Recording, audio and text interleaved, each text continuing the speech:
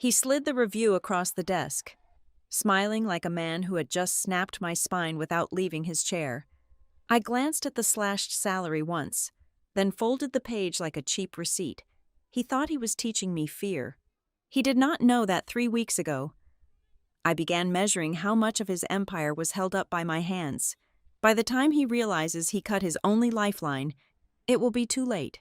My name is Juliana Walker. I am 37 years old, and for the last 9 years, I have served as the Senior Director of Operations at Beacon Row Live. To the outside world, Beacon Row is a premier powerhouse for corporate events. We produce massive investment roadshows, high-stakes medical tech conferences, and luxury brand activations that span across multiple states. We are the people who turn an empty, echoing convention hall into a multi-million-dollar experience overnight. But behind the glossy brochures and the perfectly edited promotional videos, the reality is entirely different. The reality is a house of cards, and I have been the one standing in the center of the room, holding my breath so it does not collapse.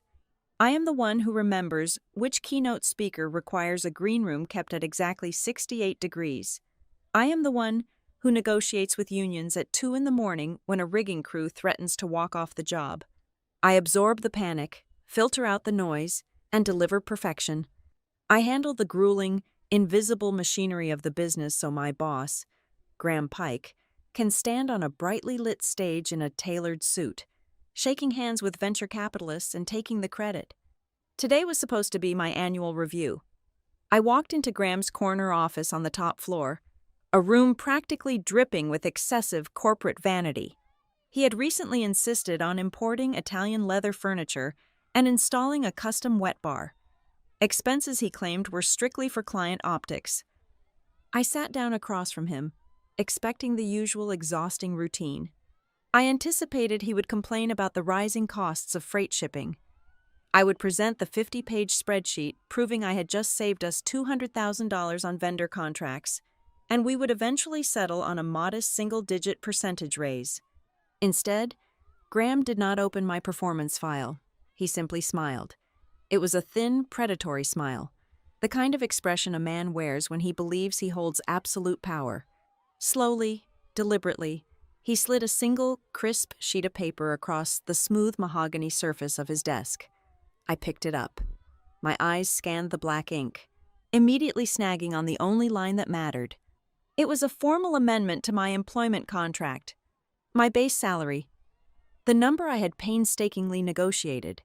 The number I had earned through countless 90-hour work weeks, canceled vacations, and sleepless nights had been slashed by exactly 50%. I stopped breathing for one fraction of a second. I looked up at him. Graham was leaning back in his oversized executive chair, his fingers steepled together resting against his chin. His face wore a carefully practiced mask of grave corporate necessity, but his eyes betrayed him completely. They were gleaming with a sick, eager light. It was a look that hovered dangerously between a threat and a thrill. He had orchestrated this exact moment. I could see it in his posture. He was waiting for the shock to paralyze me.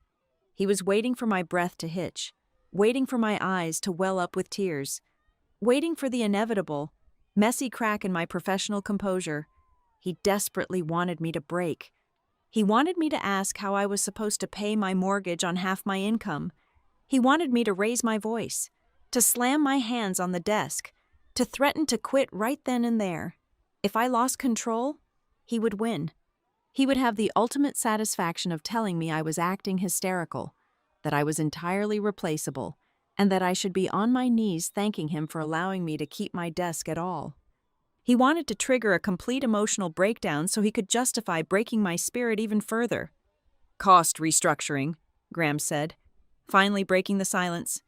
He let the hollow corporate buzzword hang in the heavy air of the office. The board and I had to make some incredibly tough calls this quarter. Juliana, we are pivoting, moving toward leaner operations. Every single department has to bleed a little bit if we want to stay competitive in this aggressive market. Every department. The audacity of the lie almost made me laugh. I knew the operational budget better than I knew my own mother's face.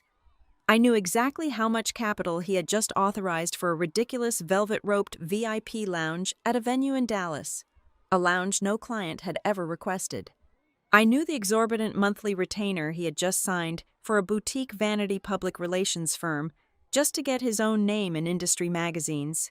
The company was not bleeding because of the market. He was just draining my veins to water his own ego and cover his reckless financial tracks. I felt a sudden, violent spike of adrenaline hit my bloodstream. The heat of pure, concentrated humiliation flared in my chest. Every instinct I possessed demanded that I crumple the paper into a ball and throw it directly at his smug face. But I forced the heat down. I swallowed it whole and locked it away in a cold, airtight vault in the back of my mind. Emotion is a luxury you absolutely cannot afford when a mediocre man is actively trying to destroy your livelihood. I did not argue with him. I did not shed a single tear. I did not even ask him the word why. I kept my posture perfectly rigid and my voice entirely flat, stripping away any inflection that he could possibly interpret as weakness, panic, or anger. "Effective when?" I asked. Graham blinked hard. The question visibly caught him off guard.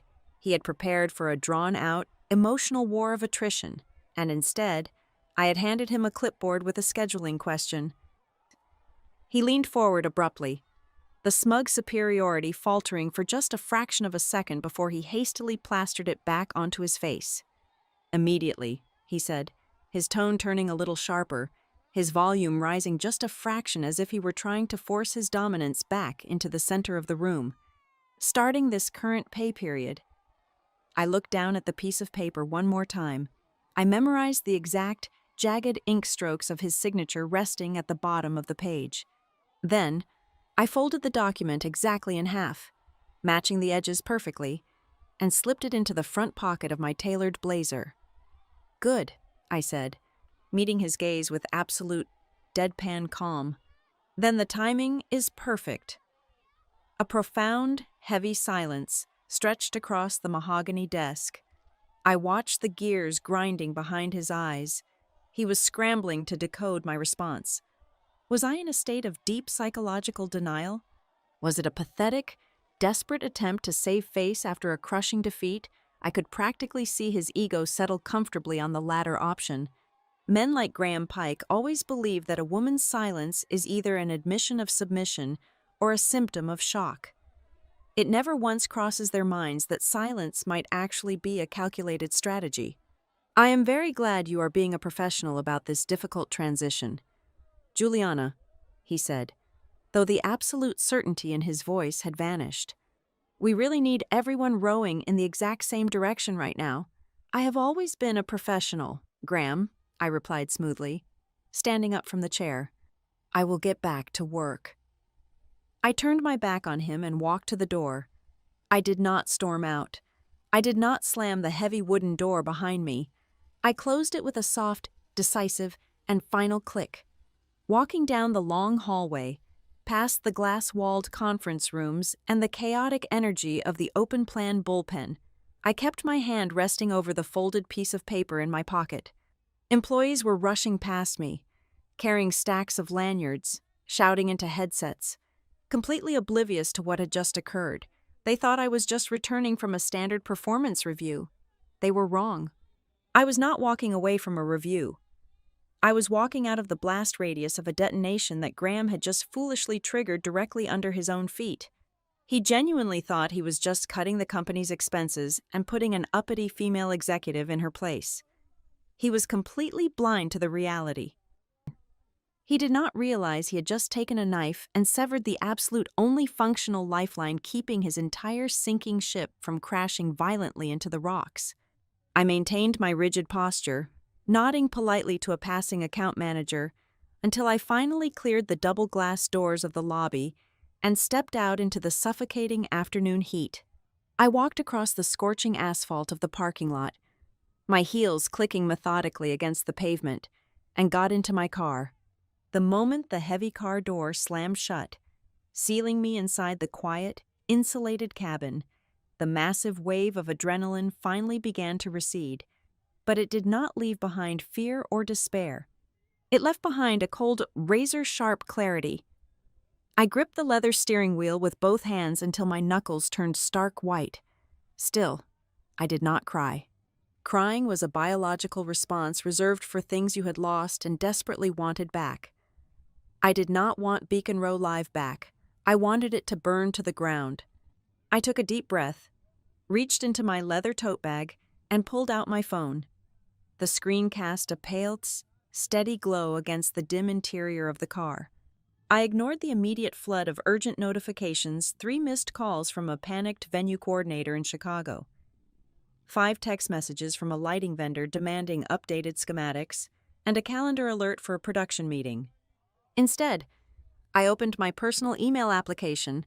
I bypassed the spam and the promotional offers, scrolling down with a steady thumb until I found a specific message I had received exactly 3 weeks ago. It was an email from Mara Sloan.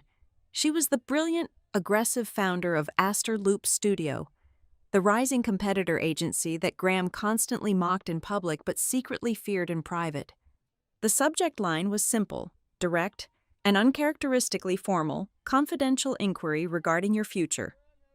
3 weeks ago, when that email first landed in my inbox, I had left it entirely unread. I had been bound by a stubborn, foolish sense of loyalty to a company I had literally helped build from the dirt up. I had genuinely believed my grueling hard work would eventually be recognized. I had believed that the late nights, the missed birthdays, and the countless corporate disasters I had averted would amount to something much more than a patronizing pat on the back. But Graham Pike had just given me the exact market price of my loyalty. It was worth exactly 50% less than it was 24 hours ago. I stared at the glowing screen, tracing the letters of Mara's name with my eyes. This was no longer just an ignored, unread email sitting in my inbox. It was the architectural blueprint for my permanent exit. It was the single spark that was going to ignite the powder keg Graham had so carelessly built around himself. I tapped the screen and opened the message. For nearly 9 years, I have been the structural integrity of Beacon Row Live. My business cards read Senior Director of Operations, a title that suggests I manage spreadsheets, approve vacation days, and perhaps oversee a team of mid-level managers. The truth is far more granular, far more exhausting, and infinitely less glamorous. I am the human mortar holding the bricks of this agency together. Without me, the entire edifice crumbles into a pile of expensive dust. Graham Pike operates entirely in the realm of optics. He is the man who thrives in the spotlight, the one who effortlessly glides across the ballroom floor with a flute of champagne, clapping venture capitalists on the back and posing for photographs against step-and-repeat backdrops. He speaks in sweeping visions, synergy, and market disruption. But if you were to ask him about the critical deadline for submitting the electrical grid layout to the fire marshal in Austin, or the specific municipal permits required to erect a 3-story temporary structure in downtown Chicago, his eyes would glaze over. He does not know how the engine works. He only likes to drive the car and wave at the crowd from the driver's seat. My domain is the subterranean machinery of the business. I know the things that actually keep the lights on. I know that the chief marketing officer at Halcyon Health Devices will unconditionally reject any proposal that uses the word disruptive, and that she prefers phone calls strictly between 8 and 9 in the morning on Tuesdays. I know that the loading dock manager at the primary convention center in Las Vegas will conveniently lose our freight if we do not send a box of premium cigars to his office exactly 1 week before load-in. I know that Marcus, the gruff, unyielding foreman for our preferred rigging crew, will happily pull a 36-hour shift to fix a collapsed truss, but only if I guarantee hot meals are delivered to his team every 6 hours. I also have to ensure his invoices are paid within 14 days, completely ignoring the standard net 90 payment terms Graham prefers to force upon our vendors. The industry magazines and trade publications like to attribute our massive multi-year contracts to the strong, dynamic brand presence of Beacon Row. That is a beautifully fabricated narrative. Heavyweight clients like Ironcrest Robotics, Calder Biosystems, and the Redshore Financial Forum do not sign 7-figure renewal checks because they like our corporate logo or Graham's charming smile. They stay because I engineer their absolute safety. I am the one who noticed the critical structural flaw in the Calder stage design 2 days before their global keynote, quietly bringing in a secondary engineering firm to reinforce the steel before a catastrophic collapse could occur. I am the one who rerouted 300 Redshore executives through a sudden, blinding blizzard in Denver by commandeering a fleet of private charter buses when all commercial flights were grounded. I solved the crises in the deep shadows, ensuring they never breach the surface and become public scandals. To the clients, the events simply appear flawless. They assume Beacon Row is a well-oiled machine, completely unaware that I am the one manually turning the gears. Inside the office, the hierarchy on the organizational chart is practically meaningless. When a crisis hits, the line of desperate employees forms at my door, not the executive suite at the end of the hall. The travel department comes to me when a block of 500 hotel rooms evaporates into thin air due to a mysterious booking glitch. Vendor management seeks my immediate approval when a catering company suddenly doubles their quote 48 hours before a high-profile charity gala. The creative production team relies on me to tell them if their ambitious, floating, holographic projection is actually feasible within a historic venue's ceiling weight limits. Even finance operations, the people who technically report directly to Graham, quietly slip into my office to ask how to categorize emergency cash disbursements. They know Graham refuses to learn the accounting software and will only yell at them for disrupting his day. They come to me because I give them concrete answers, actionable solutions, and clear directions, not empty motivational speeches. This heavy reliance extends far beyond our own walls. The massive ecosystem of external partners, the actual entities that build the physical reality of our events, operates on a specialized currency of trust that I have personally minted over the last 9 years. Companies like Signal Forge Audiovisual and Atlas Venue Group do not bend their strict rules for Beacon Row. They bend them for Juliana Walker. The local printing houses, the union staging crews, the specialized event security firms, they all answer my calls on the first ring, whether it is 2 in the afternoon or 3 in the morning. They do this because my reputation is spotless. I do not scream at them when a delivery truck breaks down on the highway. I do not make empty yet manipulative promises about future exposure to secure a predatory discount today. When the lead technician for Signal Forge called me last month, frantic because a custom LED wall had shattered in transit, I did not threaten to sue him. I simply asked, "How quickly can you source a replacement, and what do you need from my end to clear the loading dock for an emergency drop?" Because I handled it with cold, practical efficiency. He drove 4 hours through the night to personally install the backup screen. I give our partners clear directives. I treat them with professional respect, and I ensure they are never thrown under the bus to appease an angry client. I shield them, and in return, they move mountains for me. I did not acquire this level of absolute operational control through corporate espionage, ruthless maneuvering, or strategic backstabbing. I built it brick by painstaking brick, using thousands of microscopic details. It is the quiet power of remembering the severe peanut allergy of a major sponsor's spouse. It is the power of knowing exactly which union delegate to call to expedite a late freight delivery without triggering a strike. It is the power of keeping my word, every single time, in an industry built entirely on fragile smoke, strategically placed mirrors, and broken promises. But in my relentless, exhaustive pursuit of operational perfection, I made a critical, almost fatal error. It is the exact same tragic mistake countless highly competent women make in corporate environments everywhere across this country. I became entirely too good at the backstage labor. I focused so intently on keeping the foundation solid, checking every beam and tightening every bolt, that I allowed someone else to stand on the roof and loudly claim he built the house himself. I made the active, daily choice to be the invisible system that supported everything, foolishly believing that merit, hard work, and flawless execution would eventually translate into equity, respect, and a proper title. I allowed Graham to be the face on the magazine covers, the voice on the client calls, and the signature on the massive checks. Meanwhile, I became the nameless, faceless engine running red-hot in the basement, I made myself completely indispensable to the survival of the company, but in doing so, I made myself entirely invisible to the people who held the real power. I built a kingdom, handed the crown to a fool, and quietly went back to sweeping the floors. 3 weeks ago, before the folded piece of paper in my pocket even existed, I sat in a dimly lit, violently expensive corner booth at a steakhouse downtown. I was not there to placate an angry client or negotiate with a vendor. I was there across from Mara Sloan. Mara is the brilliant, ruthless architect behind Astor Loop Studio. While Graham spends his days chasing industry awards and practicing his speeches in the mirror, Mara spends hers methodically capturing market share. She does not wear tailored Italian suits or speak in hollow corporate buzzwords.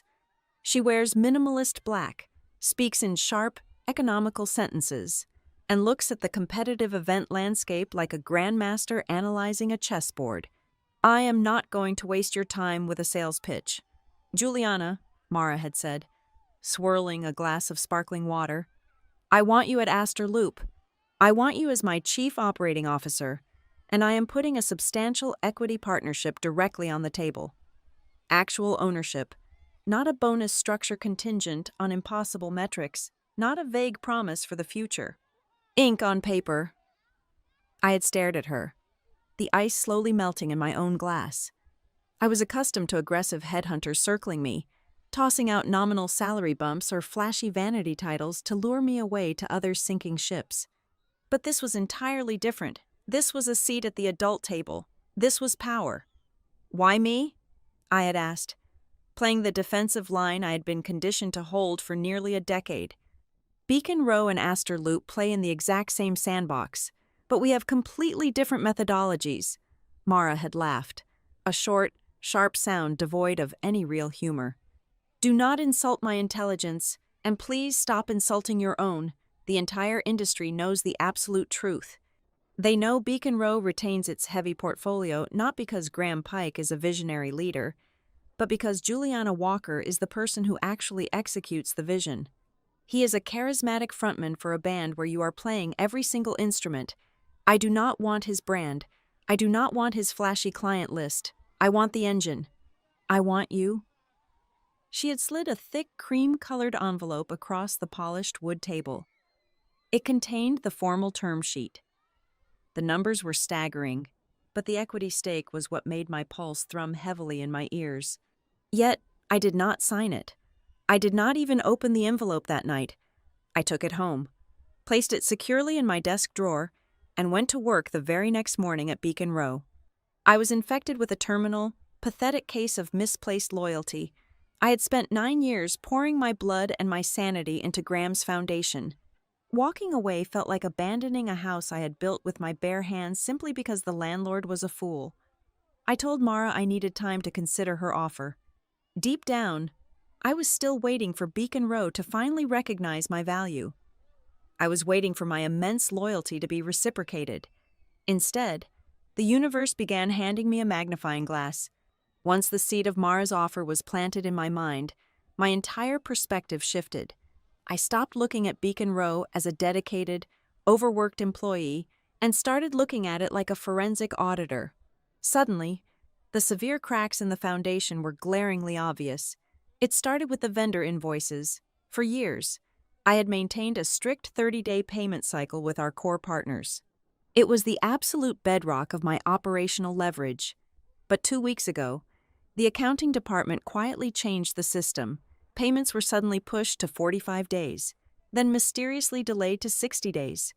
When I marched down to finance to flag the issue, I was met with vague, rehearsed excuses about cash flow optimization and quarterly realignment.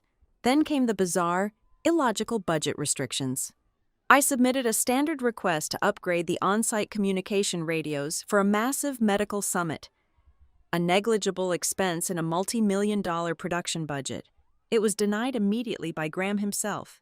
Yet, in that exact same week, he eagerly approved a massive lease for a secondary office space in a luxury high-rise building across town. We did not need the space, nor did we have the staff to fill it. He signed the lease simply because a rival chief executive had an office on the penthouse floor of the same building. The final, undeniable red flag materialized late one Thursday evening. I was walking past the executive suite well after standard business hours and heard Graham's voice bleeding through the heavy oak door. He was not using his booming, charismatic stage voice. He sounded cornered, frantic, and unusually small. He was arguing intensely about a revolving credit facility, covenant breaches, and immediate liquidity. He was speaking to a corporate banking underwriter. The puzzle pieces were scattered all over the floor, but it took Noah Baines to finally snap them together. Noah is a senior finance manager. He is a quiet, meticulously cautious man who rarely speaks above a whisper and treats his accounting spreadsheets like holy texts. 2 days before my catastrophic performance review, I found him standing in the desolate break room, staring blankly at the coffee machine. He looked as though he had not slept in a month. I asked him a simple, operational question about a delayed wire transfer to a prominent lighting company in Atlanta. Noah looked over his shoulder, ensuring the hallway was completely empty before he answered. "The wire is delayed because there is absolutely nothing to wire." "Juliana," he said, his voice tight with pure anxiety. "The well is dry. We are completely maxed out on the credit line." I frowned, rapidly running the mental math of our recent accounts receivable. "That is impossible. We just closed 3 massive contracts in the last quarter alone. Those contracts are financially useless," Noah countered bitterly. "Graham underbid all of them just to secure the press releases and the industry buzz. The profit margins are practically non-existent, and that is not even the worst of it. Do you know how much capital he incinerated trying to launch that boutique music festival division last year? We took a massive, unmitigated loss. The bank is breathing down his neck right now. They are demanding a brutal, immediate reduction in overhead before the end of the month, or they are freezing the operational accounts entirely." He gave me a long, significant look, his eyes darting nervously toward the direction of the executive suite. "He is looking for a sacrificial lamb, Juliana. He needs someone who costs a lot of money, but whose absence will not immediately trigger a panic with the board of directors or the press." I thanked Noah quietly and walked back to my desk, my stomach twisting into a cold, hard knot.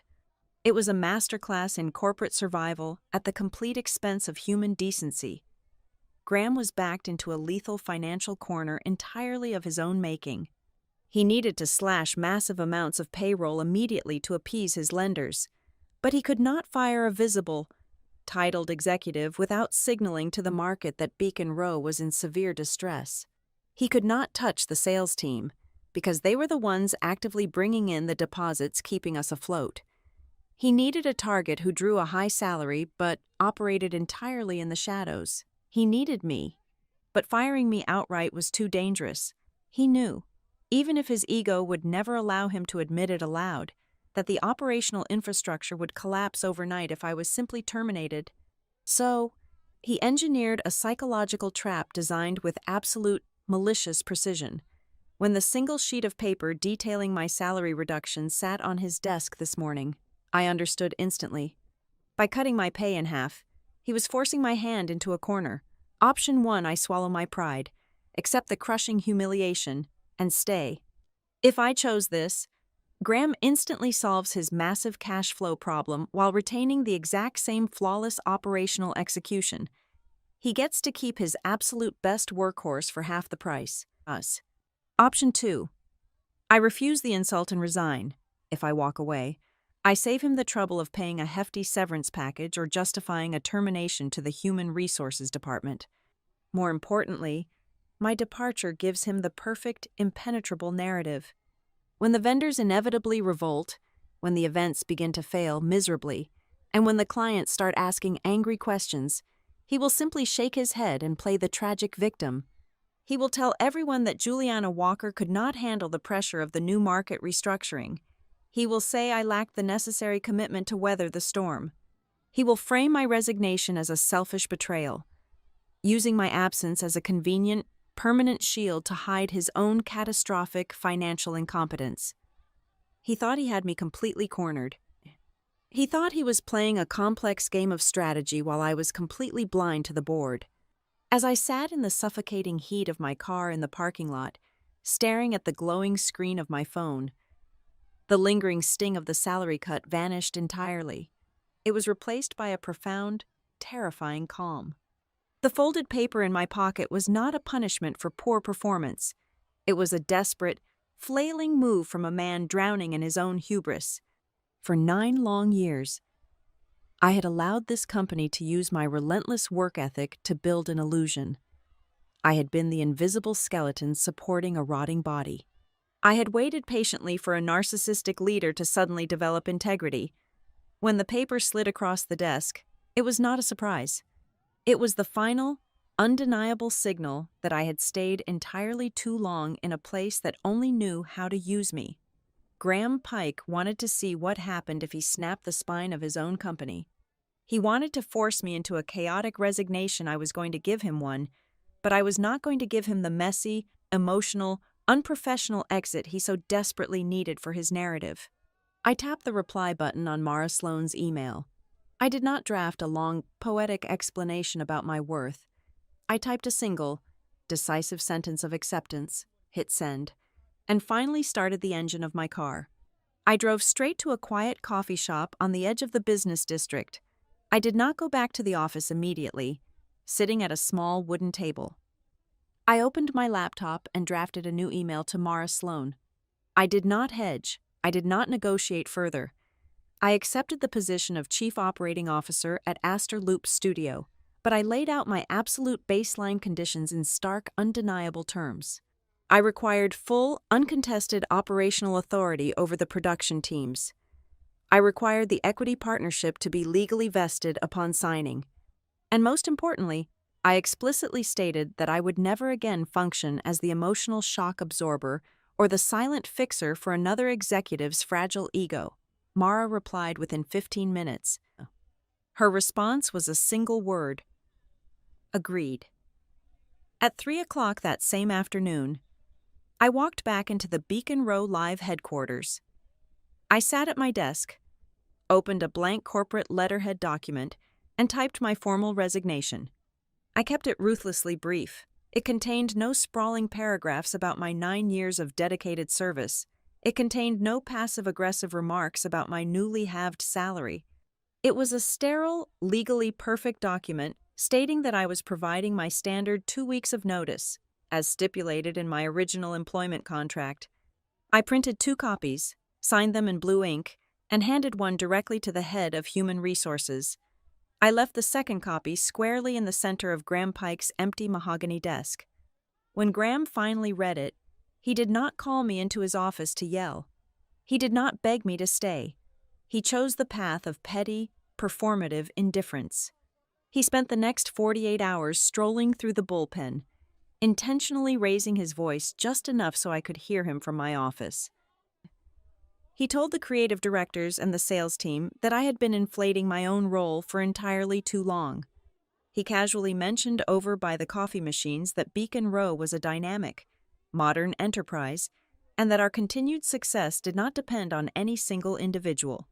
He was practically vibrating with a false sense of victory, convinced that my quiet exit proved I was exactly the weak, easily replaceable subordinate he always believed me to be. He was so focused on winning the optics of the breakup that he completely failed to notice what I spent my final 2 weeks actually doing. Most people, when pushed to the absolute brink of professional humiliation, leave a trail of scorched earth behind them. They delete files, they hoard crucial contacts, they let critical deadlines slip through the cracks just to watch the fire burn. I did the exact opposite. I spent 14 days executing a handover process so thorough, so devastatingly professional, that it felt like laying out the surgical instruments for my own autopsy. I built massive, color-coded spreadsheets detailing every single upcoming event timeline for the next 6 months. I documented the exact status of every vendor contract, flagging potential logistical risks and highlighting key operational milestones. I created exhaustive standard operating procedure manuals for things I used to do purely from memory. But as I typed out these meticulous guides, a cold, satisfying realization settled over me. You can document a timeline. You cannot document trust. I could write down the primary phone number for the regional manager of the largest staging warehouse in the Midwest. But I could not write down the fact that he would only unlock the loading bay doors at 1 in the morning because he knew my voice, knew I would not waste his time, and knew I would personally guarantee his overtime pay. I could list the emergency contact for the vice president of Halcyon Health Devices, but I could not transfer the deep, psychological relief she felt when I walked into a chaotic ballroom and told her I had everything under control. Graham believed my value was tied to the tasks I completed. He never understood that my actual value was the unshakable faith I had cultivated with the people who performed the labor. Graham, in his infinite strategic wisdom, decided that my job was simple enough to be divided among 3 different mid-level managers.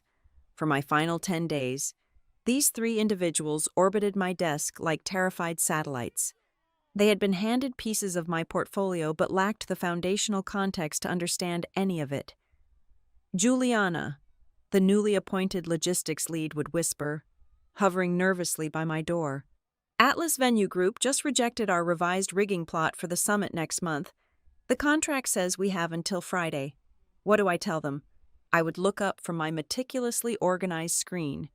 You tell them the contract is standard, but the fire marshal in that specific county requires a 10-day preliminary review for suspended weights exceeding 5,000 pounds.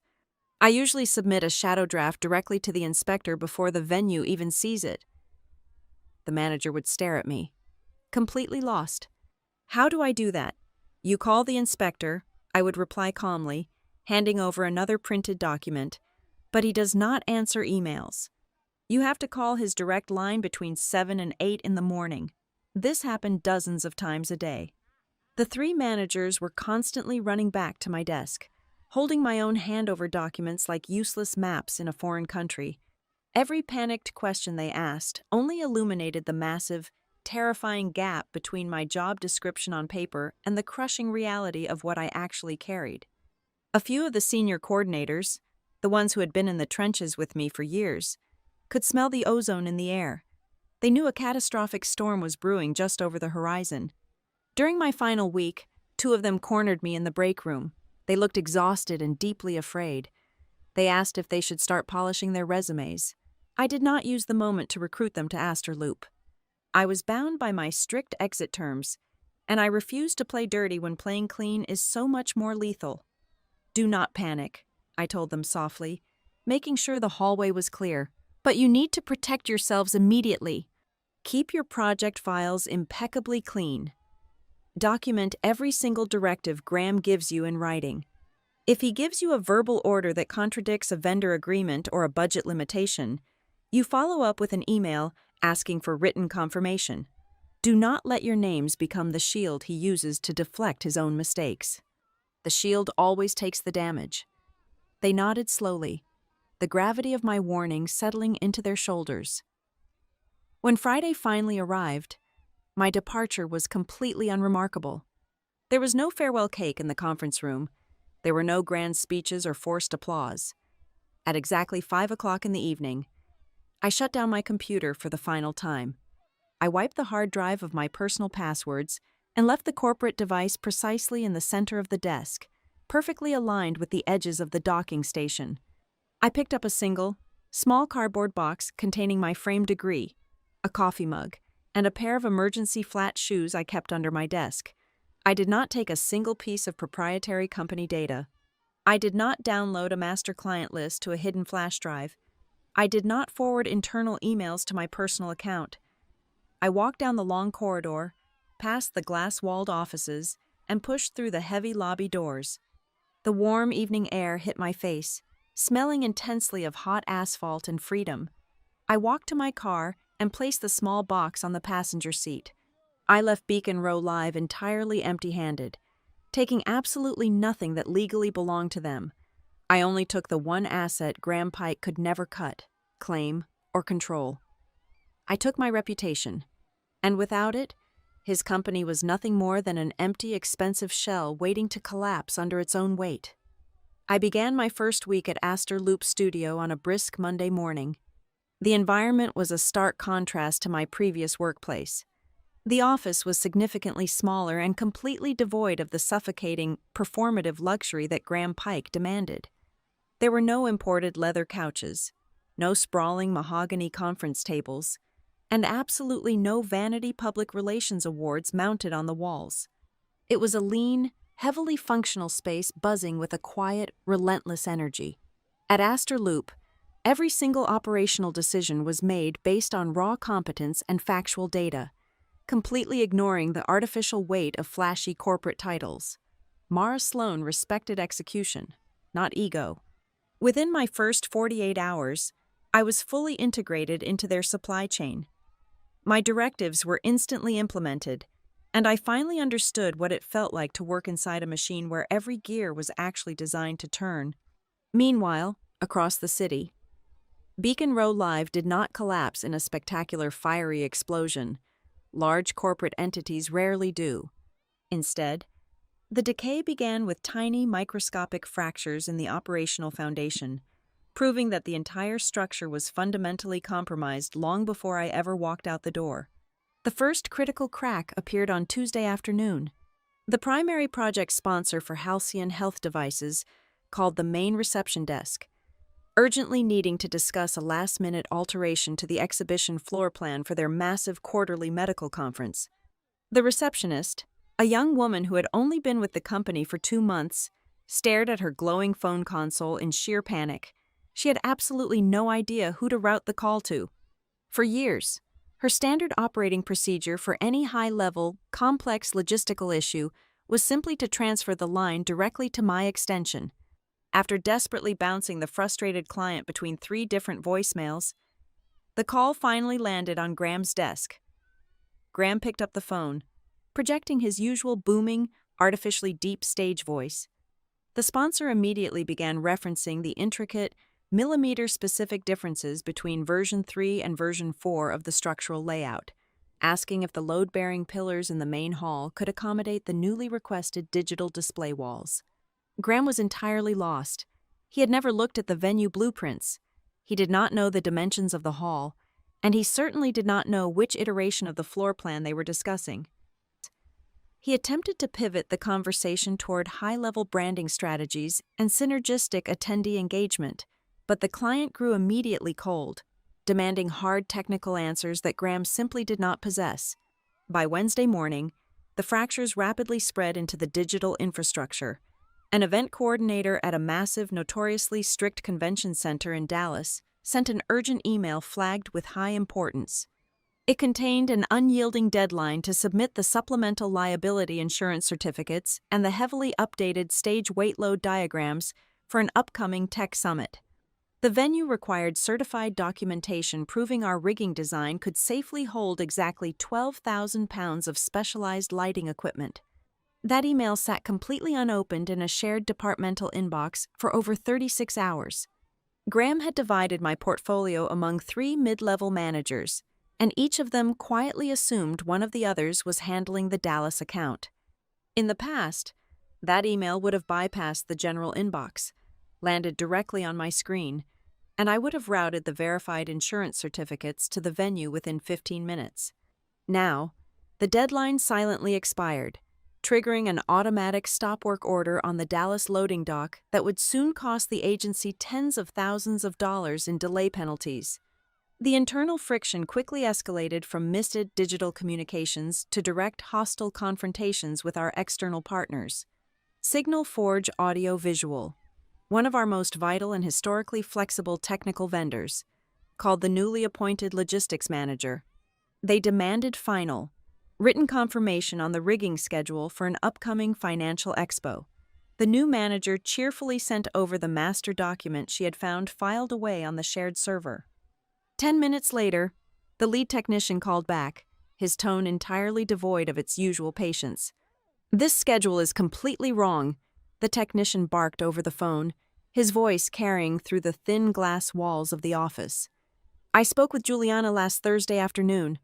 We agreed verbally to push the truss assembly back by 4 hours so the carpeting crew could finish the main center aisle, and we agreed to swap the standard monitors for the ultra-wide screens on the main stage to avoid a massive glare issue."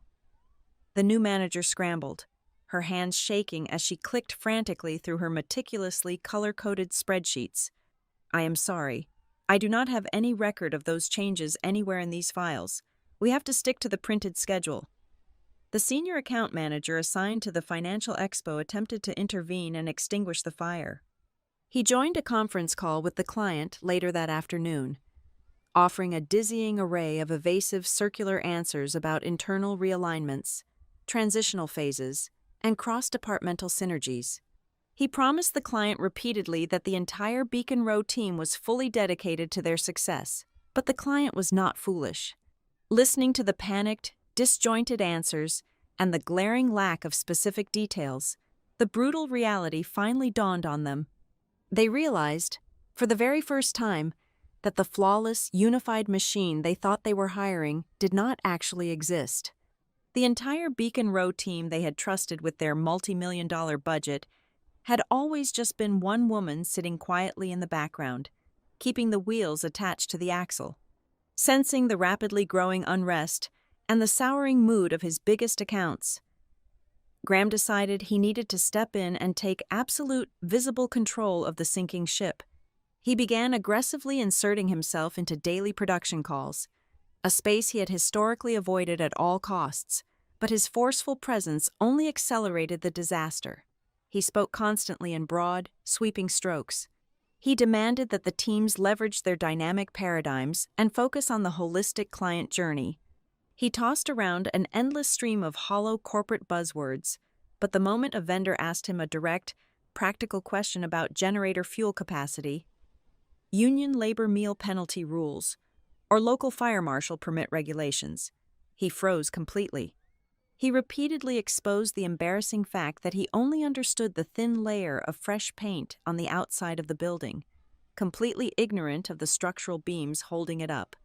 The external vendors, the absolute lifeblood of the high-stakes event industry, were the first to formally change their posture. They remained strictly polite and professional, but the invisible, invaluable grace period vanished overnight. The printing houses refused to process any rush orders without a signed purchase order and a 50% cash deposit up front. The staging companies completely stopped holding premium equipment in reserve based on a quick phone call and a handshake. The security firms rigidly enforced their 72-hour cancellation penalty clauses without exception. They no longer bent over backward to solve our problems. They no longer ignored late invoice payments. And they certainly no longer worked through the night simply because they were asked nicely. The phrase, "because Juliana said so," had been the single strongest currency Beacon Row possessed, and that account was now completely bankrupt. I did not witness this chaotic unraveling firsthand. I heard about it in quiet, deliberate fragments throughout the week. My phone buzzed constantly with social calls and text messages from former colleagues, stressed account managers, and trusted vendor partners. They initially called to politely check in on my new role, but they inevitably spilled the chaotic details of the unfolding disaster across town. They described the mounting panic, the severely missed deadlines, and Graham's increasingly erratic, defensive behavior. I sat at my clean, organized desk at Astor Loop Studio, listening to a venue manager from Chicago describe how a new Beacon Row coordinator had accidentally booked the heavy machinery delivery at the exact same time as the VIP catering load-in, causing a massive logistical bottleneck that shut down an entire city block for 3 hours. I did not laugh at the story. I did not feel a sudden rush of vindictive joy, nor did I celebrate the misery of the people I had left behind. Instead, a profound, quiet clarity washed over me. I looked at my new computer monitor, watching my highly capable team at Astor Loop flawlessly execute a complex logistical plan. The absolute truth was finally laid bare for the entire industry to see. Beacon Row Live did not suddenly lose its capability in a single week. It did not experience a sudden, tragic stroke of bad luck or market turbulence. The company had always been entirely empty inside. The only thing they actually lost was the one woman who had spent 9 grueling years desperately trying to hide Graham Pike's profound incompetence from the rest of the world. And now, the curtain had been ripped down, and there was absolutely nowhere left for him to hide. It took exactly 22 days for the first major pillar of Beacon Row Live to formally collapse. I did not push it. I did not even lean against it. I simply stood across the city and watched as the foundation gave way entirely on its own. The phone call came on a Tuesday morning. I looked down at my glowing screen and saw the name of the Vice President of Marketing for Halcyon Health Devices. For a brief second, I let the phone ring, carefully running through my legal obligations. I was bound by a standard non-solicitation clause from my previous employment. I knew the rules intimately. I could not poach. I could not lure. And I absolutely could not initiate contact to draw business away from Graham. But the law is very clear about free market agency. If a client finds themselves standing in a burning building, you are not legally prohibited from opening the door when they come knocking on yours. I answered the call on the fourth ring. "Juliana," the vice president said, her voice tight with a mixture of exhaustion and profound irritation. "I am going to ask you a very direct question, and I need a very direct answer. Is Astor Loop Studio currently accepting new pitches for the upcoming fiscal year?" I kept my voice perfectly measured. "We are expanding our portfolio for the next year." "Yes. But to be entirely transparent, I cannot legally solicit your business or initiate any transition discussions." "You are not soliciting anything," she replied sharply. "I am actively looking for a new agency. Beacon Row just bungled our third-quarter vendor contract so badly that my legal team had to step in and mediate. Graham got on a call yesterday and called me by the wrong name twice. I am done. I want to send you our request for proposal by the end of the day. I will look for it in my inbox," I said softly. When Mara and I built the pitch for Halcyon, we did not waste a single second bad-mouthing Beacon Row. Trashing your competitor is a weak strategy used by people who have nothing substantial to offer. Instead, we built a presentation rooted in the one thing Graham could never provide. We offered absolute, unvarnished operational truth. We did not bring glossy brochures or mood boards filled with abstract concepts. We brought a meticulously detailed logistical timeline. We presented a fully transparent budget where every single vendor markup was clearly capped at 15%, eliminating the hidden fees Graham used to pad his margins. Most importantly, we included a comprehensive risk assessment document.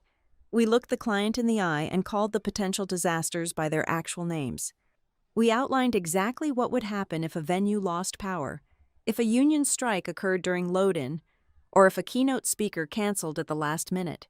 And we provided the exact contingency plans for each scenario. We won the Halcyon contract within 48 hours. Their departure from Beacon Row did not create a massive, noisy public spectacle. Halcyon simply declined to renew their retainer, quietly paid their final invoices, and walked away. But in the tight-knit ecosystem of corporate events, silence is often much louder than a shout. Other massive accounts started paying closer attention. They began noticing the missed deadlines, the sudden turnover in their account management teams, and the distinct lack of the invisible friction-proofing they had grown accustomed to. They started asking themselves why everything used to feel so effortless, and why every single event now felt like a chaotic emergency. Then came the surprise that genuinely made me smile. A man named Spencer quit his job at Beacon Row. Spencer was Graham's golden boy, the supposed spearhead of the sales department. Graham used to parade him around the office, loudly praising him for closing massive deals and bringing in millions of dollars in fresh revenue. But the dark secret of Beacon Row was that Spencer was nothing more than a charismatic liar. He would sit in a room with a prospective client and promise them the moon. He would guarantee them a custom-built floating stage over a lake for $50,000. Or promise a 3-day turnaround on complex municipal permits that legally took 3 weeks to process. For years, I was the one who had to catch those impossible promises before they hit the ground.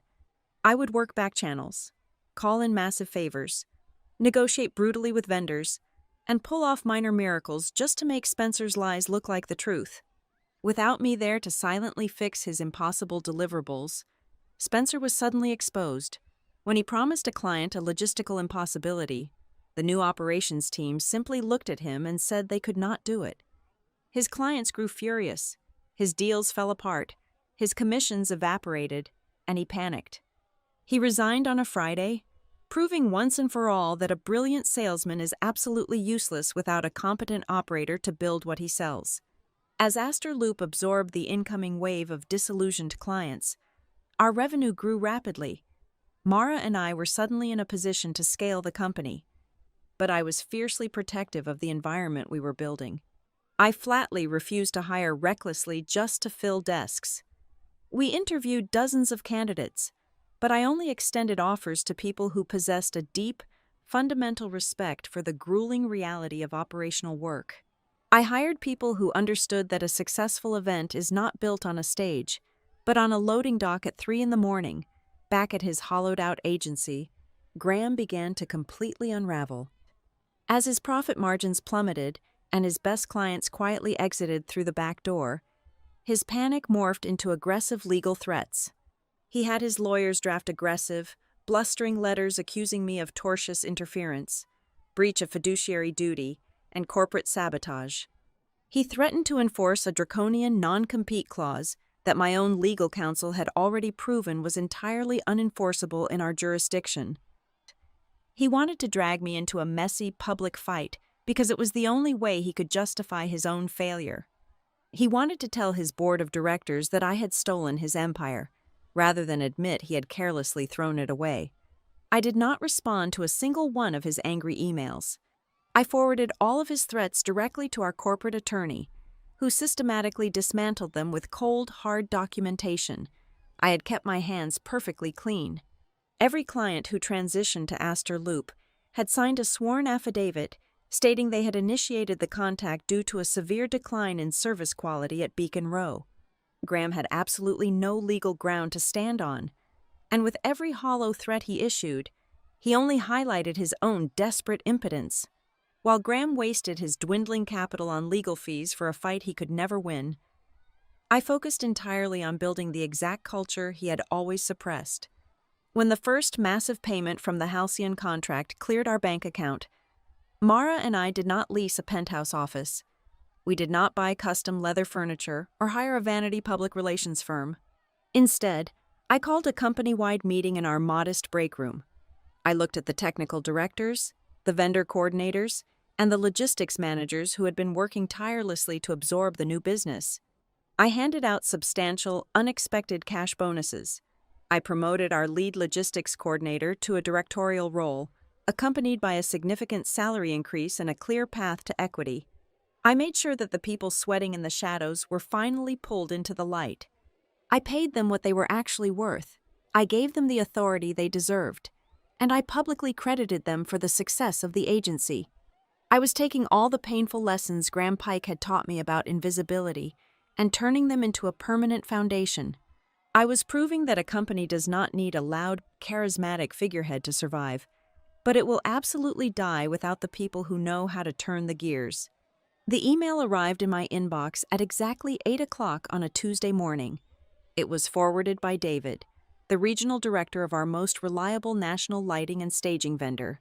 David and I had worked together for nearly a decade, and he knew my communication style as well as he knew his own equipment inventory. The subject line of his forward was blank, but the message attached below it made the blood freeze in my veins.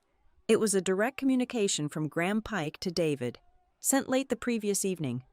The lighting company had officially frozen Beacon Row's account due to severe payment delays, refusing to load out equipment for an upcoming tech summit. In a desperate bid to buy time, Graham had written a lengthy, patronizing email about temporary cash flow realignments, but the final paragraph was the one that stopped my breath. "Please bear with our team during this brief transitional phase," Graham had written. "Juliana Walker is still actively consulting with us on the back-end transition to ensure all of our premium vendor accounts remain perfectly stable and seamlessly managed. Your patience is appreciated while she finalizes this handover." I stared at the glowing screen, reading the words a second time to ensure I was not hallucinating. I was not insulted. Insult is a minor, emotional reaction to a slight. What I felt was the sudden, sharp drop of genuine danger. Graham was not just telling a pathetic lie to save face. He was committing active corporate fraud. He was actively impersonating my professional influence to manipulate a vendor into extending credit to a company that was rapidly going bankrupt. He was using my reputation as collateral without my consent. If Beacon Row inevitably defaulted on those invoices, the vendors would have a paper trail suggesting I was involved in the deception. He was tying me to a sinking ship I had already abandoned. I stood up immediately, walked down the short hallway of the Astor Loop studio office, and stepped into Mara's workspace. I turned my laptop around and pushed it across her desk. Mara read the email once, her jaw tightening. Within 10 minutes, we had our corporate counsel, a razor-sharp attorney named Evelyn, sitting at the conference table. This crosses the line from petty corporate politics into severe legal liability, Evelyn said, her fingers flying across her keyboard. He is leveraging your established industry trust to secure unapproved credit extensions. We are shutting this down right now. By noon, Evelyn had drafted a terrifyingly precise cease and desist order. It was delivered directly to the legal department at Beacon Row Live, bypassing Graham entirely. The document demanded the immediate cessation of any unauthorized use of my name, my likeness, my professional history, or any implied ongoing association with their agency. It required a legally binding, signed acknowledgement from their board of directors within 24 hours, explicitly stating that I was no longer an employee, a consultant, or a shadow operator for their firm. I hit send on the final approval, feeling a grim satisfaction. I thought the cease and desist would be the most explosive event of the week. I was entirely wrong. The real detonation happened the very next afternoon. My personal cell phone rang. The caller ID displayed the name Noah Baines, Noah, the senior finance manager who had quietly warned me about the dry credit lines weeks ago, sounded completely out of breath. He asked if I could meet him at a small, anonymous diner located 3 towns over from the business district. He insisted on a place where absolutely no one from the industry would recognize us. When I slid into the vinyl booth an hour later, Noah looked as though he had aged 10 years. He was clutching a thick, unlabeled manila folder. He ordered a black coffee, his hands shaking slightly as he wrapped his fingers around the porcelain mug. "I resigned this morning," Noah said, keeping his voice barely above a whisper. I packed my desk before anyone else even arrived at the office. "I am done. Juliana, I cannot be legally attached to what Graham is doing anymore." I leaned forward, the noise of the clattering diner fading into the background. "What exactly is he doing?" "Noah?" He slid the manila folder across the sticky table. "He is drowning, and he is trying to pull everyone else under the water so he can stand on their shoulders." I opened the folder. Inside was a stack of printed financial dashboards, internal memorandums, and email transcripts. They were not just messy accounting errors, they were the meticulously documented anatomy of a betrayal. Noah carefully explained the timeline. 6 weeks ago, long before my catastrophic performance review, Beacon Row's primary commercial lender had threatened to freeze the entire revolving credit facility. Graham had spent millions of dollars on vanity projects, luxury office spaces, and disastrous festival investments. The bank demanded an emergency audit. To secure a crucial extension on the loan, Graham had to prove 2 things: that the operational foundation of the company was highly profitable, and that he was taking immediate, aggressive steps to slash overhead costs. "Look at the presentation slides he gave the bank," Noah instructed, pointing a shaking finger at the top document. I recognized the formatting immediately. It was my data. Graham had taken my quarterly operational spreadsheets, my vendor efficiency metrics, my client retention rates, and my flawless event execution scores, and slapped his own name on the cover page. He sat in a room with a panel of severe loan officers and used the exact systems I had built from scratch to prove that his company was a safe investment. He used my unblemished track record to secure the financial lifeline. "He used your success to keep the doors open," Noah said grimly. "But then the bank demanded the massive payroll cuts. He needed to show an immediate reduction in executive compensation before the next quarter began. That is when he targeted you." I turned to the next page in the folder. It was a printed email from Graham to the external human resources consultant, dated 3 days before he slid that piece of paper across my desk and cut my salary in half. My name was at the very top of a hit list. But the context was what made my stomach physically turn. Graham had not just planned to slash my pay. He had carefully orchestrated a psychological trap, fully expecting me to walk away. And he had already written the script for my departure, the drafted memorandum, intended for the board of directors and key investors, outlined a completely fabricated narrative. It stated that as Beacon Row transitioned into a highly demanding, agile restructuring phase, Juliana Walker was demonstrating severe signs of burnout and an inability to adapt to modern corporate pressures.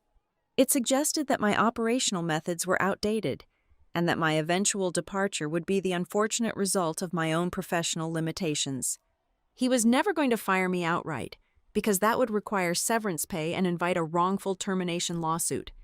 Instead, he planned to humiliate me, force me to resign, and then use my resignation as proof that I was weak. The pieces clicked together with a sickening metallic finality. He used the magnificent house I built to secure his mortgage. Then he set the house on fire and planned to tell the insurance company that I was the one playing with matches. He used the financial fruits of my labor to protect his own credit line, and then turned around and stole half my salary to balance his broken ledger. This was no longer a simple story about a capable woman leaving a toxic, unappreciative workplace. It had morphed into a dark, suffocating corporate thriller. I was looking at the documented evidence of a desperate, cornered man who was perfectly willing to twist reality, manipulate banks, and completely obliterate the reputation of the only person who had ever kept him standing. He did not just want me gone, he wanted me ruined, so his own failure could be neatly blamed on my supposed incompetence. I closed the manila folder, resting my hands flat against the cardboard cover. The initial shock evaporated, completely burned away by a cold, absolute fury. Graham Pike thought he had neatly tied up all his loose ends. He thought he had successfully buried the truth under a mountain of hollow corporate jargon and manipulated spreadsheets. He did not realize that I was now holding the shovel. I looked across the table at Noah. The terrified accountant was waiting for me to break down, to panic, or to call a lawyer in a hysterical fit. Instead, I carefully placed the folder into my leather bag and took a slow sip of my water. Graham had spent his entire career underestimating my intelligence, but his greatest mistake was underestimating my memory. I knew exactly where every single one of his financial skeletons was buried, because I was the one who had been forced to dig the graves. And now, armed with the exact coordinates, I was going to unearth every single one of them. The walls were rapidly closing in on Graham Pike. The commercial bank was circling. The essential vendor credit lines were practically frozen, and the quiet industry whispers had escalated into a deafening roar.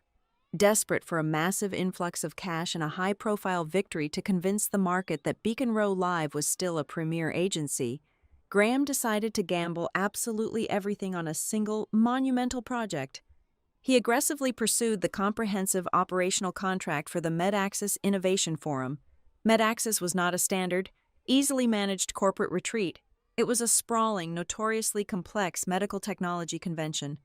It required coordinating highly sensitive logistical webs, managing unforgiving schedules for world-renowned surgeons, navigating the delicate egos of top-tier pharmaceutical sponsors, and ensuring a flawless, premium on-site experience for over 5,000 demanding attendees. To secure the massive contract, Graham underbid the project by hundreds of thousands of dollars. He slashed the projected operational budget to the bone, entirely convinced he could simply duplicate the historical formulas I had meticulously built for previous medical summits. He genuinely believed the static formula itself was the magic, completely failing to understand that the formula only survived reality because I had been the one constantly calibrating it in real time. Without my hands on the wheel, the internal infrastructure at Beacon Row began to violently tear itself apart under the crushing weight of the MedAccess demands. The chaos was not theatrical.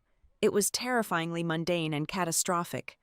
The newly appointed account managers immediately mixed up the complex sponsorship tier deliverables, accidentally promising premium main-stage branding to a mid-level local vendor, while entirely ignoring the primary international financial backer. The overwhelmed hotel coordinator misaligned the master room blocks, accidentally releasing over 300 premium suites back to the general public precisely when the most important VIP delegates were scheduled to arrive. Crucial venue load-in paperwork was sent to the wrong municipal department, and the incredibly detailed, minute-by-minute service checklists required for the high-net-worth attendees were completely abandoned because no one on the remaining staff knew how to interpret the tracking codes I had developed. My personal phone began to ring late at night. The calls were not from angry executives. They were from the terrified junior coordinators and mid-level managers still trapped inside the Beacon Row office. They did not call to gossip or complain. They called because they were staring directly at an approaching disaster and lacked the institutional authority to stop it. They were desperate, terrified that their own professional reputations would be permanently destroyed by the impending Medaxis catastrophe. They have the massive catering load-in scheduled at the exact same time as the heavy audiovisual rigging, a former colleague whispered frantically to me on a Tuesday evening, her voice shaking.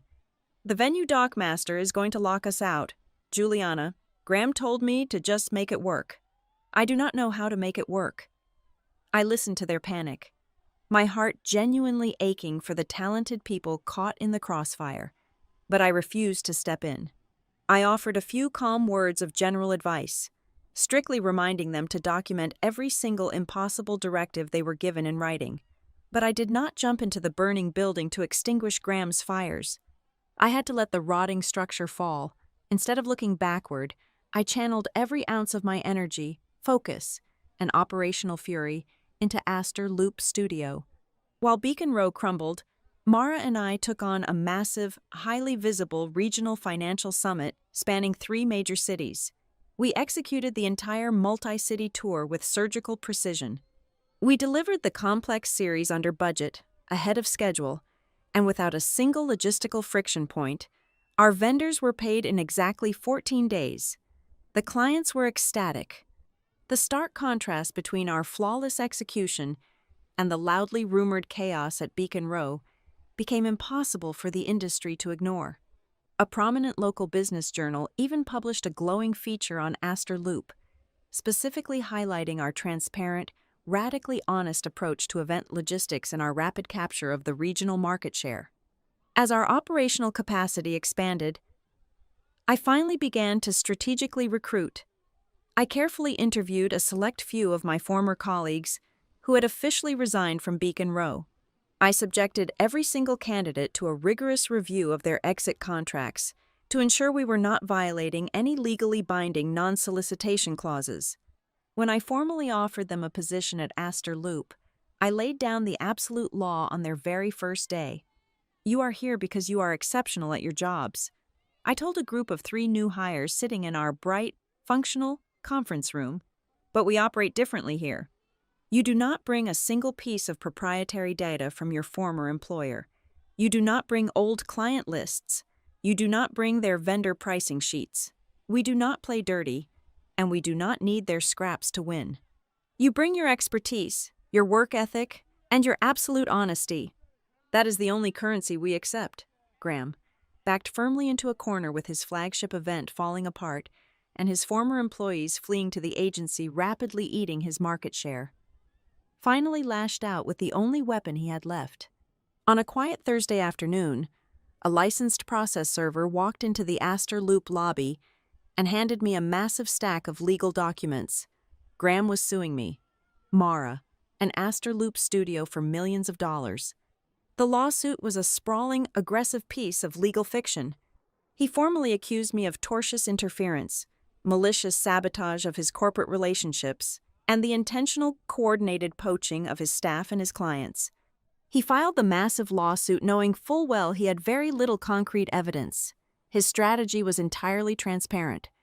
He was hoping the sheer financial weight and public spectacle of a massive legal battle would drain our resources, terrify our new clients, and force us to slow down our rapid expansion. When I placed the thick binder of legal complaints onto Mara's desk, I did not feel a single drop of panic. I did not tremble. and I did not raise my voice. I felt an electrifying surge of cold, focused anticipation. Mara looked up from the front page, her eyes narrowing sharply. He is trying to bury us in legal fees. He wants to force a quick, quiet settlement so he can tell his board he won. He is not going to get a settlement, I replied smoothly, tapping the heavy binder with my index finger. Give this directly to Evelyn. Tell her we are going to fight every single line of this in open court. Graham had spent his entire career successfully hiding his incompetence behind closed doors, manipulating narratives, and forcing people like me to quietly clean up his disasters. He genuinely believed this aggressive lawsuit would terrify me and force me back into a submissive, defensive posture. He completely forgot how the legal system actually works. By formally initiating a lawsuit, he had inadvertently unlocked the exact mechanism that would permanently destroy him. A lawsuit meant moving directly into the discovery phase. It meant mandatory legal subpoenas.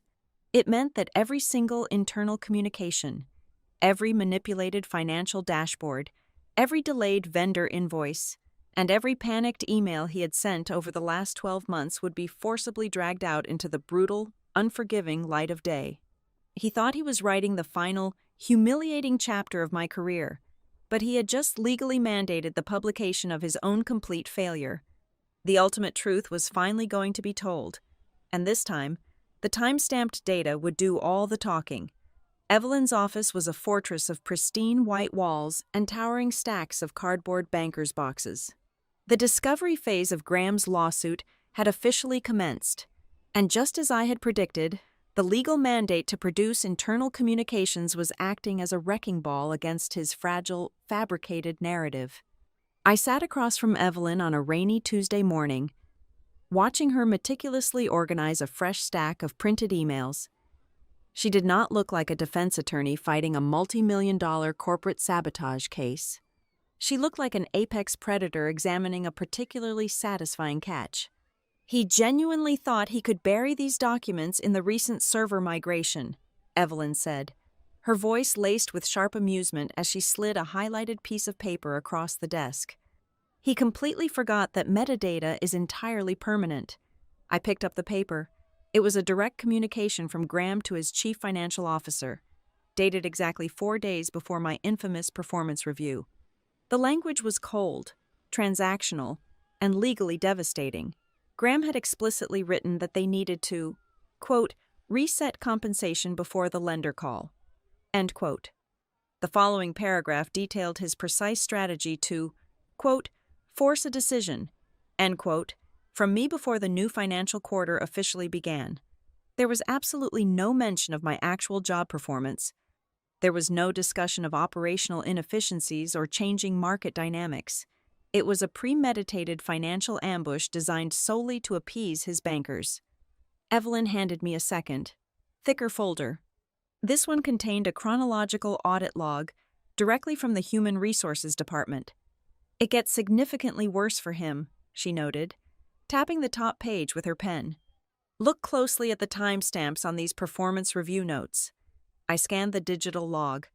The Human Resources Director had entered 3 separate, highly critical notes regarding my supposed lack of leadership and poor communication skills.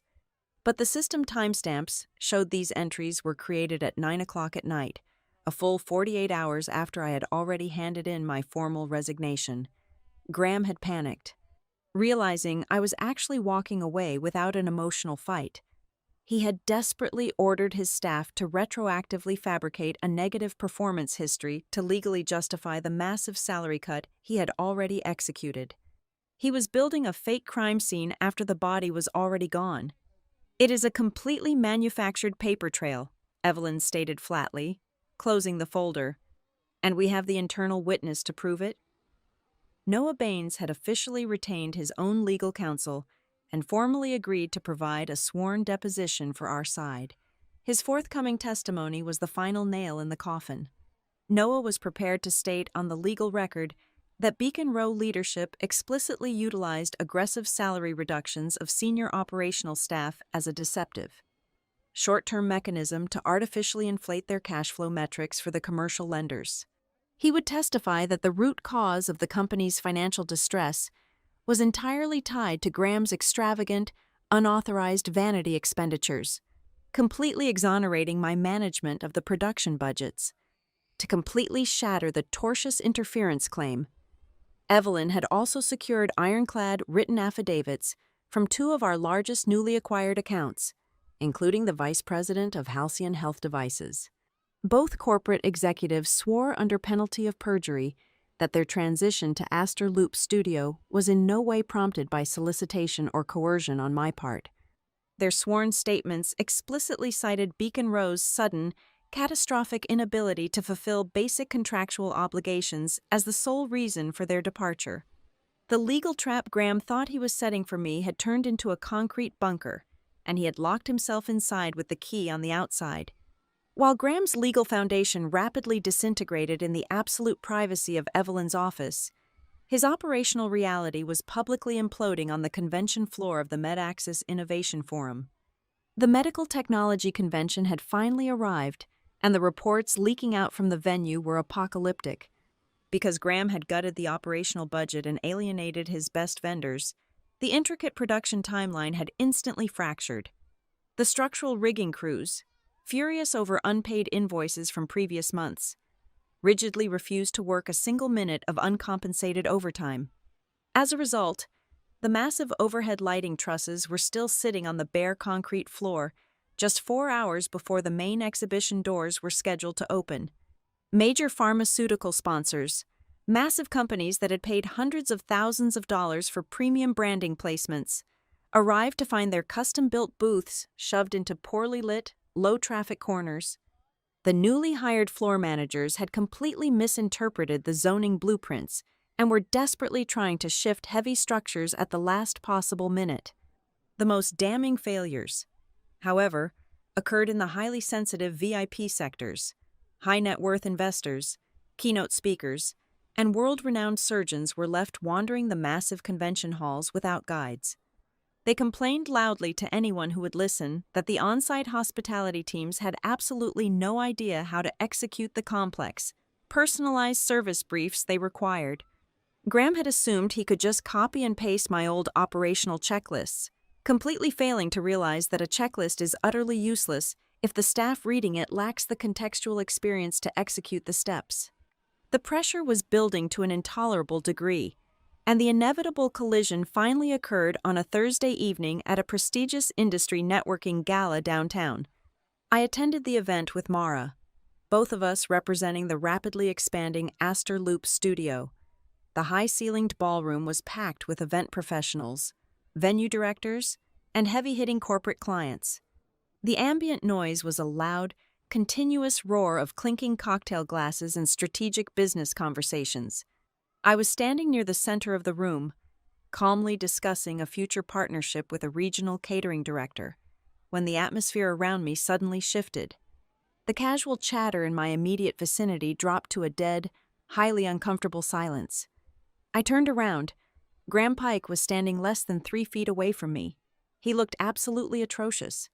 His usually immaculate, custom-tailored suit hung loosely on his frame, and the charming, camera-ready smile he normally wore like polished armor was completely gone.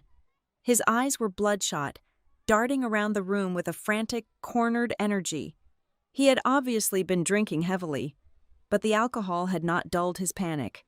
It had only stripped away his thin veneer of professional restraint. He stepped aggressively into my personal space, completely ignoring the catering director who quickly backed away to avoid the blast radius. Graham leaned in, his voice pitched low, carrying a venomous, trembling rage that was far more dangerous than a loud shout. "Are you happy now, Juliana?" he hissed, the sharp smell of expensive scotch heavy on his breath. "Are you enjoying the show? You tore my entire agency apart from the inside out. You poisoned the vendors against me. You stole my best clients. You destroyed absolutely everything I built just because you were too selfish to stay and do your job." The surrounding guests were entirely silent, their eyes locked onto us, holding their collective breath. They fully expected a dramatic screaming match. They expected me to aggressively defend myself, to call him a liar, or to flee the room in sheer embarrassment. I did not take a single step backward, I did not break eye contact. I let his desperate, pathetic accusations hang in the heavy air for a long, agonizing moment. I felt absolutely no anger. I felt no urge to list his corporate crimes or mention the devastating legal documents currently sitting in my attorney's office. I was simply looking at a drowning man violently demanding that the water apologize for his lack of a boat. "I did not break your company, Graham," I said. My voice was cold, perfectly steady, and loud enough for every single person standing in our circle to hear with absolute clarity. "I just stopped carrying it." Graham physically recoiled. His mouth opened, but no words came out. The absolute, undeniable truth of my statement hit him like a physical blow to the chest. He looked frantically around the circle of onlookers, desperately searching for a single sympathetic face, but he found absolutely nothing but quiet, judging stares. The industry knew the truth. They knew exactly who did the grueling work in the shadows, and they knew exactly who stood on the stage to take the credit. He spun around and practically ran toward the exit, his posture completely broken and defeated. I watched him disappear through the heavy brass doors of the ballroom, turning my attention calmly back to the catering director as if nothing had happened. The severe tension in the room slowly dissipated, replaced by a new, unspoken reverence directed toward me. The final countdown had officially begun. The frivolous lawsuit was still pending, but it was nothing more than a ticking time bomb waiting to detonate in his own face during the upcoming legal hearings. His flagship MedAxis event was an absolute freefall, actively hemorrhaging money and permanently destroying his remaining industry credibility. The commercial lenders and private investors were growing violently impatient, demanding immediate, concrete answers for the missing revenue and the chaotic public relations disaster unfolding before their eyes. The breaking point was approaching with terrifying speed. I could feel the intense pressure dropping in the atmosphere, signaling the final, massive explosion. But as I stood there in the ballroom, taking a slow sip of my sparkling water, I felt entirely at peace.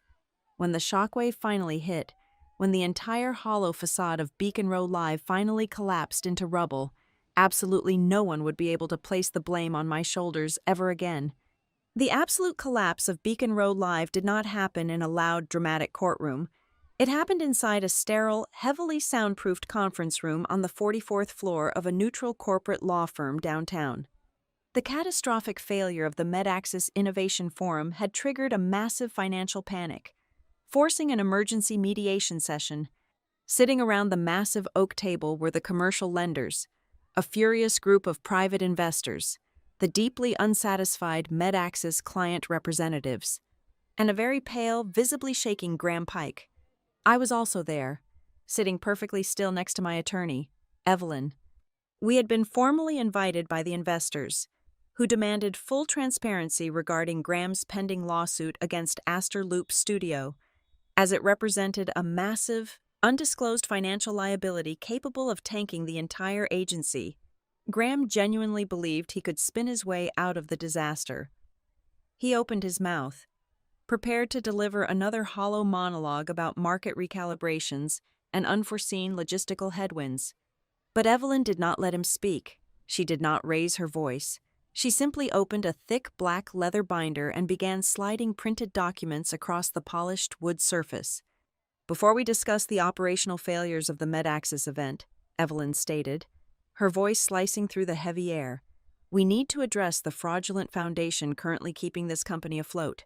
She placed the first piece of paper directly in front of the lead commercial lender. It was the internal email Graham had sent, explicitly demanding his team reset my compensation before the lender call. The banker read it, his expression immediately hardening into stone. Evelyn then laid out the human resources audit logs, carefully pointing out the digital timestamps proving Graham had ordered his staff to fabricate negative performance reviews 48 hours after I had already formally resigned. My client, Juliana Walker, was never reprimanded for poor performance. Evelyn continued smoothly. Her eyes locked on the investors. She was deliberately targeted because Mr. Pike needed an immediate, official reduction in overhead to secure his revolving credit facility. He used her flawless operational data to convince you to extend his loan, And then he stole exactly 50% of her salary to balance his own reckless vanity spending. Graham tried to interject, his voice cracking slightly, but the lead investor held up a hand, silencing him instantly. Evelyn was not finished. She produced the sworn legal deposition from Noah Baines. The former finance manager explicitly confirmed under oath that the executive salary reduction was a temporary cosmetic fix designed to deceive the lenders. He swore on the record that Graham had intentionally positioned me as the designated scapegoat for the inevitable financial collapse of the agency. The final fatal blow did not even come from my side of the table. The senior client representative for MedAxis leaned forward, his face flushed with pure anger. "We did not sign this massive contract because of Graham Pike," the MedAxis executive said, glaring directly across the table at Graham. "We signed because we were explicitly promised that Juliana Walker's operational frameworks would be utilized. Even after she left, your team repeatedly invoked her name, implying she had trained the new staff and left a foolproof system in place to guarantee our success.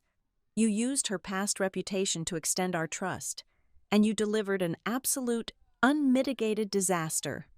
We are formally terminating our contract for cause, effective immediately." The silence in the room was absolute and suffocating. The investors stared at Graham, completely disgusted. The commercial lenders looked at their legal counsel, silently calculating how quickly they could freeze the remaining financial assets. In that single, devastating moment, the entire narrative Graham had spent months aggressively building was entirely incinerated. The investors realized that he was not just a wildly incompetent operator who had ruined their flagship event. He had actively increased their legal and financial exposure by deliberately obfuscating my departure, lying to their largest clients, and committing outright corporate fraud to protect his own ego. The lead investor did not yell. He simply looked at Graham with cold, empty eyes. "Graham, you are hereby stripped of all executive operating authority. Effective right now. You will hand over your access credentials to our legal team before you leave this building. We will be taking immediate control of the board." As Graham sat there, completely paralyzed by the sheer magnitude of his defeat, Evelyn quietly closed her binder. The multi-million-dollar lawsuit he had filed against Astor Loop and myself evaporated into thin air. The evidence presented in that room legally proved that clients were abandoning Beacon Row entirely due to a severe, verifiable decline in service quality, completely destroying his desperate claims of illegal poaching. I stood up, pushed my chair back, and walked out of the conference room. I did not look back to gloat. I did not need to see the expression on his face. The victory was not found in his destruction. It was found in my own absolute vindication. 10 minutes later, as I stood in the marble lobby waiting for the elevator, the heavy wooden doors of the mediation suite opened. Two of the primary Beacon Row investors walked out and approached me. They looked exhausted, carrying the heavy burden of a collapsed corporate portfolio. "Juliana," the older investor said, his tone carrying a new, profound level of respect, "we are going to liquidate the remaining assets and dissolve the current corporate structure. But there is still a core team of decent operational staff up there, and a few remaining contracts. We want to know if Astor Loop Studio would be interested in a structured buyout. We want to know if you want to take over the pieces and rebuild it. We can put you right in Graham's chair." It was the ultimate, poetic twist of fate. The universe was handing me the exact throne Graham had so jealously guarded for nearly a decade. I could walk back into that corner office, sit behind that massive mahogany desk, and rule over the ashes of the empire I had built and he had destroyed. I looked at the two men, offering them a small, polite smile. "No, Miyahao. Thank you," I replied firmly. "I appreciate the offer, but Astor Loop Studio is not interested in acquiring broken foundations. We build our own." I did not need to conquer his old kingdom to prove my worth. I was already building something infinitely stronger. At Astor Loop, I would continue to selectively hire only the people who truly respected the grueling, invisible labor of production. I would only accept the clients who willingly sought out our absolute transparency. I would continue to expand my own agency, fueled entirely by the exact same honest, relentless philosophy that had saved me from going down with his ship. When the elevator arrived, I stepped inside and pressed the button for the ground floor. As the heavy metal doors slid shut, I felt a profound, untouchable sense of peace. Graham Pike genuinely thought that cutting my salary in half was the perfect way to finally put me in my proper place. Yet on that very day, he recklessly severed the final critical lifeline keeping his entire company afloat. He orchestrated his own complete and absolute ruin, and Juliana Walker walked out of the rubble, no longer a humiliated, invisible employee, but a woman who had finally, undeniably understood the true, immense weight of her own value. Thank you for listening to my story today.